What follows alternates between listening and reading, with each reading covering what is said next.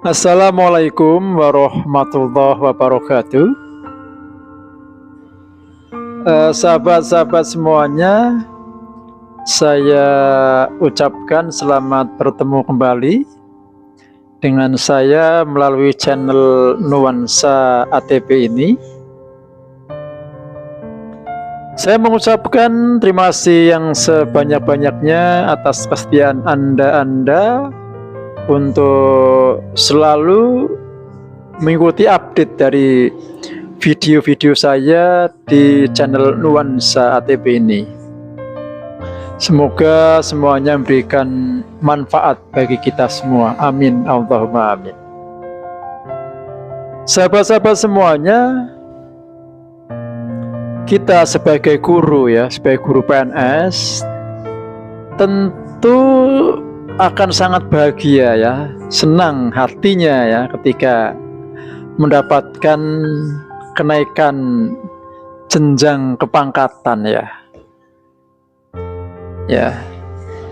karena dengan mendapatkan kenaikan jenjang kepangkatan kita ini, pertama jelas berarti karir kita meningkat.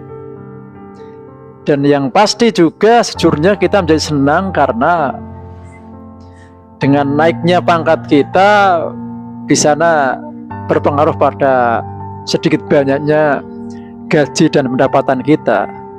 Betul kan? Iya. Jadi saya kira dengan dua alasan itu, saya kira sangat wajar bila setiap guru PNS ini katakanlah selalu mengimpikan, mengharapkan bahwa kenaikan kepangkatannya akan selalu bisa dicapai dengan lancar dan mudah, tanpa ada kendala dan kesulitan-kesulitan yang menghambat.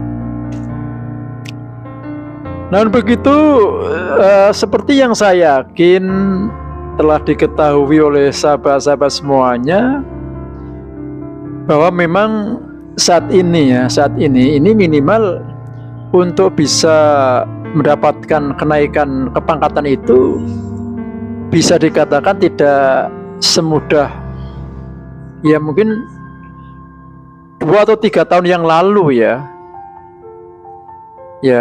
Kenapa bisa demikian? Karena sejak tahun 2023 ini sudah diberlakukan sebuah aturan baru tepatnya dalam Kemendikbudristek nomor 29 tahun 2023 yang di sana mensyaratkan adanya uji kompetensi bagi pegawai dalam jabatan fungsional untuk bisa mendapatkan kenaikan dalam hal kepangkatan.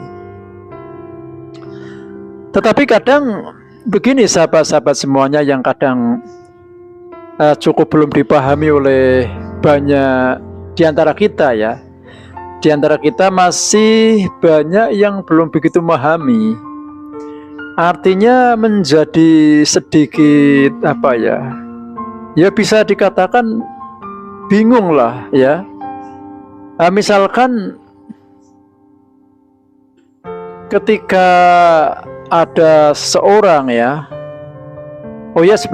sebelumnya di antara kita dalam dunia profesi kita dunia kepegawaian kita ini biasanya lebih hafal, lebih mengetahui tentang jenjang kepangkatan kita yang berbentuk golongan ruang itu seperti golongan ruang 3A, 3B, 3C dan seterusnya itu. Nah, inilah yang kadang paling kita pahami paling kita ketahui, sehingga kalau kita berbicara tentang kenaikan kenaikan kepangkatan, yaitu yang paling kita pahami yaitu naik dari golongan 3A menjadi golongan 3B, 3B menjadi 3C, 3C menjadi 3D, dan seterusnya. Nah, inilah yang paling kita pahami adalah kenaikan golongan ruang sebagai PNS ini. Nah, sehingga kita menjadi kadang cukup cukup bingung juga ya, ketika kita dihadapkan sebuah info ya, misalkan tentang sebuah kenaikan antar golongan ruang itu, yang di sana dikatakan kadang harus ada ukom, kadang tanpa ukom. Nah ini yang kadang membuat kita belum begitu memahami, belum begitu paham golongan ruang apa menjadi apa sih yang harus ada ukomnya, dan dari apa ke apa yang boleh tidak ada atau tidak perlu diadakan ukom itu. Ini kan kebanyakan terjadi semacam ini kan. Nah, agar hal ini bisa dipahami oleh sahabat-sahabat semuanya, saya di sini ingin mengajak pada sahabat-sahabat semuanya untuk membahas masalah ini ya. Nah, jadi begini sahabat-sahabat semuanya, tentang kenaikan ya, kenaikan golongan ruang dari guru PNS ini, ada yang disyaratkan dengan hukum, ada yang tidak. Ini sebenarnya terkait dengan posisinya sebagai pemegang jabatan fungsional. Jadi kita sebagai guru ya, guru untuk bisa guru kan jabatan fungsional kan. Nah, guru untuk bisa mendapatkan kenaikan pangkat golongan ruang sebagai PNS ini, ada yang disyaratkan harus mengikuti hukum dulu, ada yang tidak. Ini terkait dengan jenjang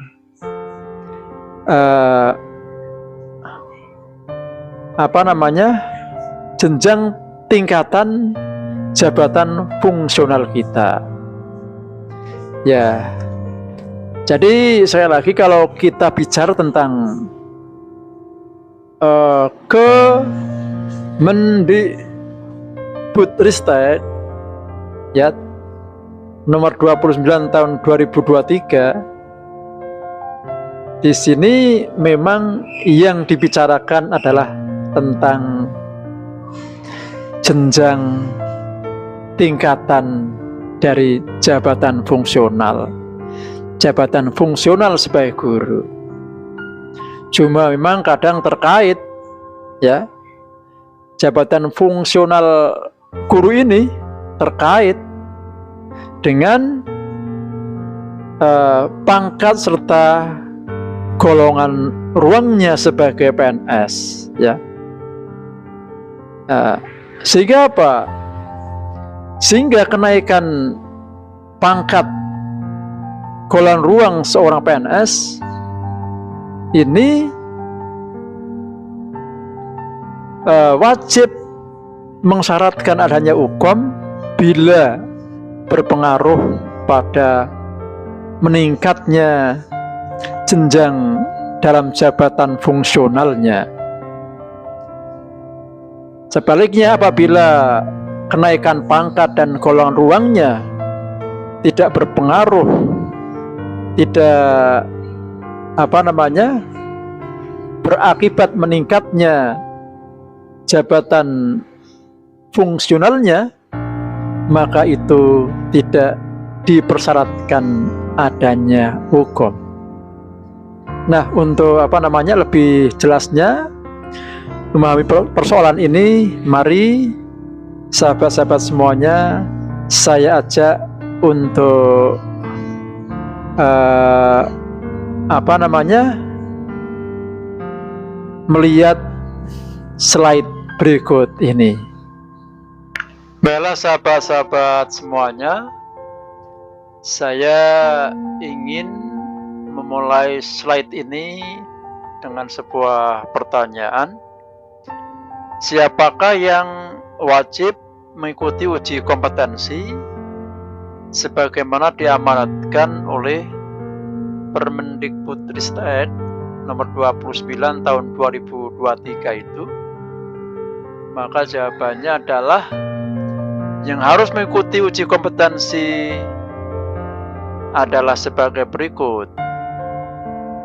Yang pertama adalah pegawai ya dari jabatan lain yang akan masuk dalam jabatan fungsional guru, guru pamong, pengawas dan penilik. Jadi mereka guru jadi mereka pegawai yang selama ini di luar dari di luar jabatannya, di luar dari jabatan fungsional guru, guru pamong, pengawas maupun penilik, ini ketika akan masuk dalam jabatan fungsional guru, guru pamong, pengawas dan penilik, maka mereka diwajibkan mengikuti uji kompetensi terlebih dahulu. Kemudian yang kedua, yang wajib mengikuti uji kompetensi adalah guru, guru pamong, pengawas dan penilik yang akan naik satu tingkat dalam jabatan fungsionalnya. Jadi nomor 2 ini adalah para pegawai yang sudah berada dalam jabatan fungsional ya, fungsional guru, guru pamong, pengawas dan penilik yang akan mendapatkan kenaikan satu tingkat dalam jabatan fungsionalnya itu. Jadi saya kira di sini sudah dipahami siapa saja yang harus atau wajib mengikuti uji kompetensi. Marilah kita lanjutkan pada slide kedua, sahabat-sahabat semuanya. Kita perlu mengetahui jenjang jabatan fungsional guru PNS. Kita lihat tabelnya. Jadi sebagai seorang pegawai ya, sebagai seorang guru PNS lah ya begitu,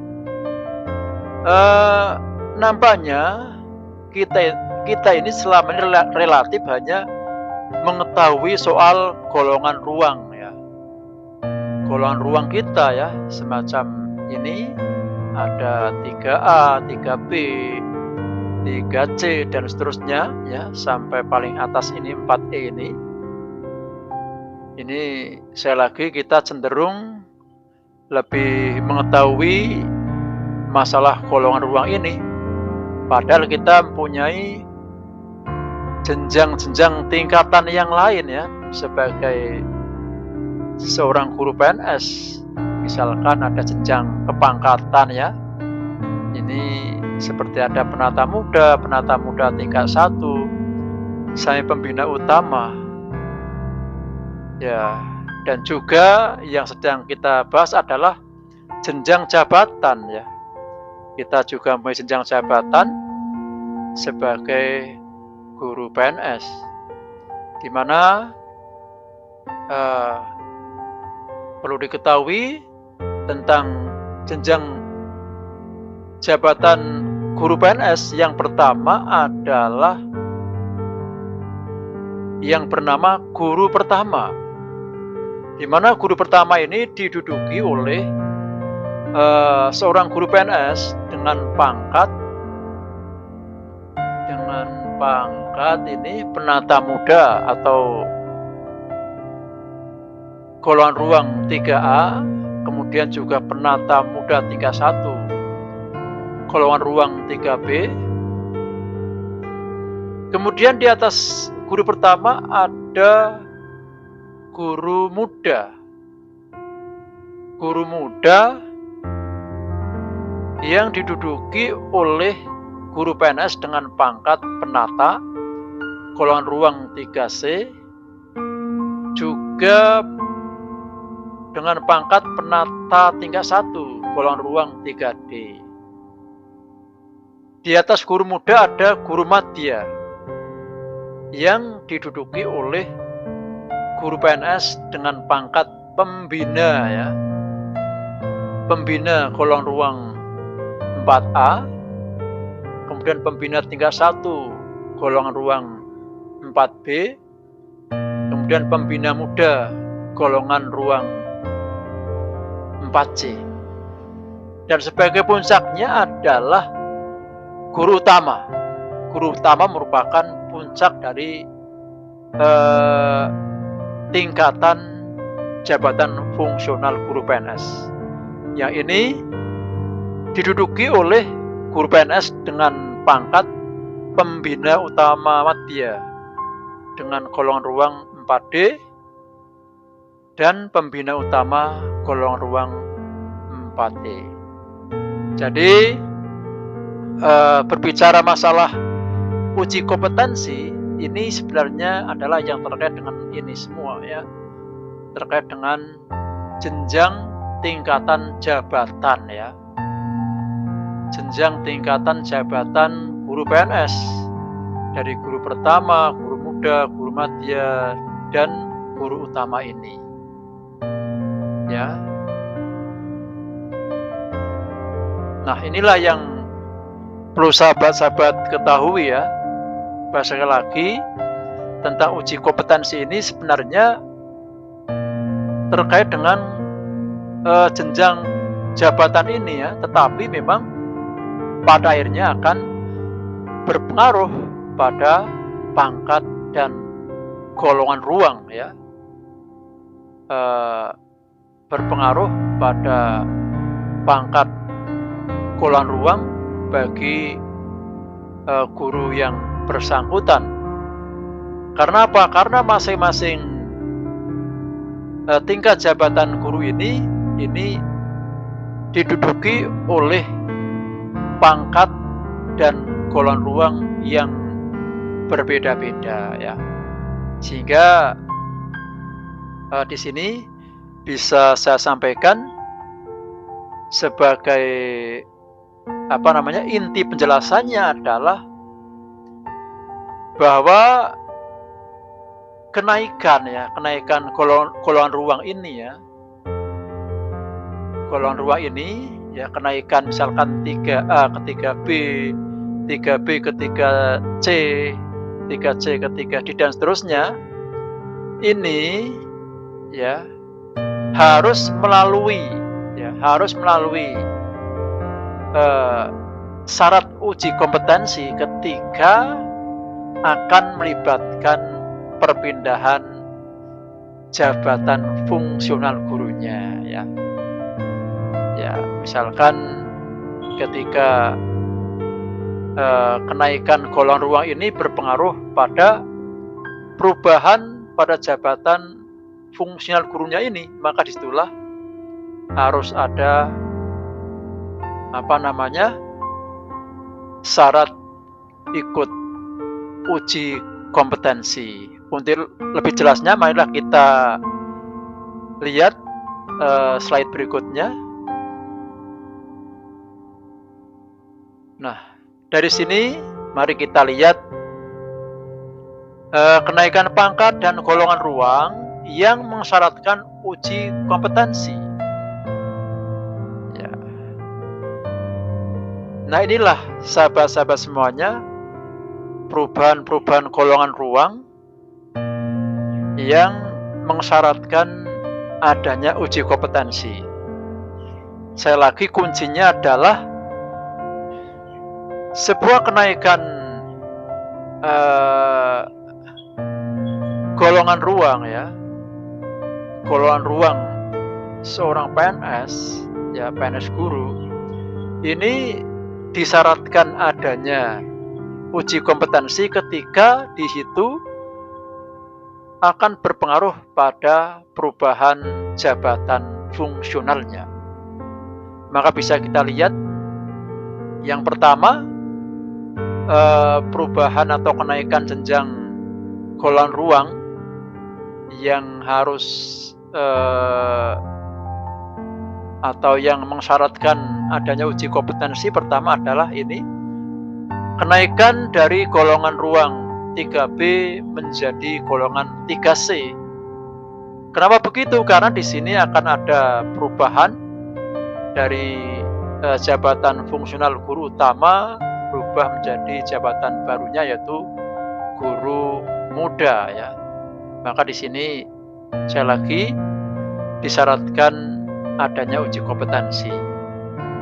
Kemudian perubahan dari golongan 3D menjadi 4A ini juga harus ada uji kompetensi karena di sana akan ada perubahan jabatan fungsional gurunya yaitu dari guru muda ya ini dari guru muda menjadi guru madya. Dan yang ketiga, kenaikan golongan ruang dari 3C menjadi 4D ini juga harus ada uji kompetensi karena akan ada perubahan dari guru madya ke guru utama. Jadi selain yang ada di tabel ini saya kira ini tidak mensyaratkan adanya uji kompetensi ya. Saya lagi untuk kenaikan golongan ruang ini ya, selain yang ada di dalam tabel ini bisa disimpulkan tidak mensyaratkan adanya uji kompetensi karena tidak melibatkan perubahan dalam jabatan fungsionalnya. Mari ya kita lihat selanjutnya adalah kenaikan pangkat golongan ruang yang tidak ya. Ini yang tidak disyaratkan uji kompetensi ya. Nah ini ya. Ini maaf ini kurang ada nomornya ya. Nomornya kurang ya 1, 2, 3, 4, 5 ini harusnya ada nomornya tapi saya kira tidak masalah ya. Ya inilah perubahan golongan ruang yang tidak mensyaratkan adanya uji kompetensi. Pertama, dari 3A naik ke 3B ini tidak ada uji kompetensi karena masih dalam satu jabatan fungsional.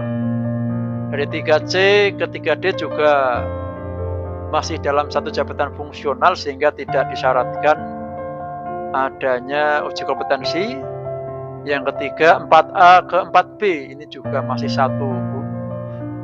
dalam satu tingkatan jabatan fungsional sehingga tidak disyaratkan adanya uji kompetensi.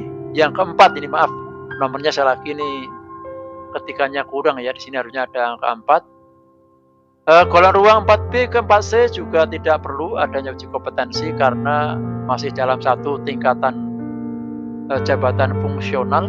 Yang kelima ini golongan ruang 4D ke 4E ini juga tidak perlu adanya uji kompetensi karena masih dalam satu tingkatan jabatan fungsional. Begitulah sahabat-sahabat semuanya tentang uji kompetensi ya, khususnya tentang kenaikan pangkat golongan ruang PNS yang mana yang harus disyaratkan adanya uji kompetensi dan mana yang tidak perlu adanya uji kompetensi. Semoga setelah mengikuti pembahasan tadi, sahabat-sahabat semuanya tidak menjadi bingung lagi dan nanti akan bisa bermanfaat ketika kita hendak mengajukan diri untuk mendapatkan kenaikan pangkat golongan ruang kita sebagai seorang guru PNS. Demikian, semoga bermanfaat dan bila ada hal-hal yang salah, saya tidak hanya mohon maaf, tapi mohon untuk masukannya demi adanya sebuah pembetulan. Demikian, Assalamualaikum warahmatullahi wabarakatuh.